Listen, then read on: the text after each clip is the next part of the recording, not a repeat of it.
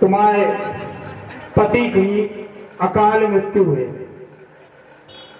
बहुत बिलकी रोई, कई को कछु उपाय बता दो जा अकाल मृत्यु पाए जाए। लेकिन विधाता को लेख तो 3 महीना तक भगवान शिव की आराधना में लीन, अपने पति की सेवा में लीन रही।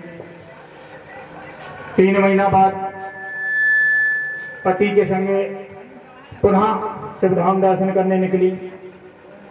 एक एक्सीडेंट हुआ जिसमें उसके पति की अकाल मृत्यु हो गई। चूंकि वो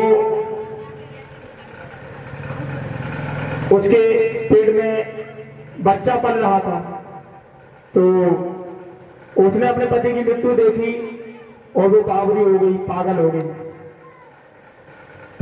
ऐसी उसे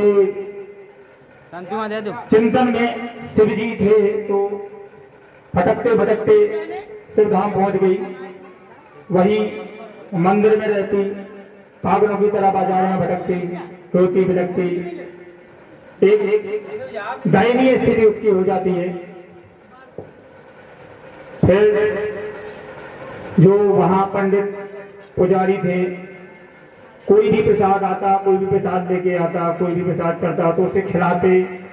क्योंकि ये जो अकाल मृत्यु की घटना है, सभी को इसकी जानकारी थी, तो उसके साथ कोई भी दुर्व्यवहार नहीं करता, सदव्यवहार रखता।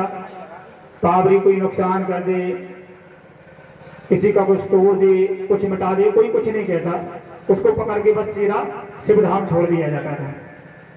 पुजारी रात्रि में उसे लटाते, सेवा करते। उसे केवल ये याद रहता था कि जहां वो लेटती थी वहां साफ कर दी थी।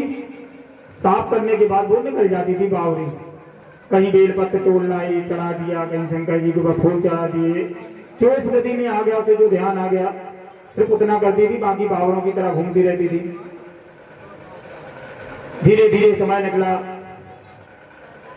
उसका 8 से 9 महीना हुआ, प्रसव हुआ। प्रसव के दौरान जब वो जंगल में भटक रही थी, यहाँ से मंदिर से निकल के वो जंगल तरफ चली गई थी, तो जब प्रसव का दर्द होना शुरू हुआ, उसके साथ कोई नहीं था, निर्जन वन में अकेली थी।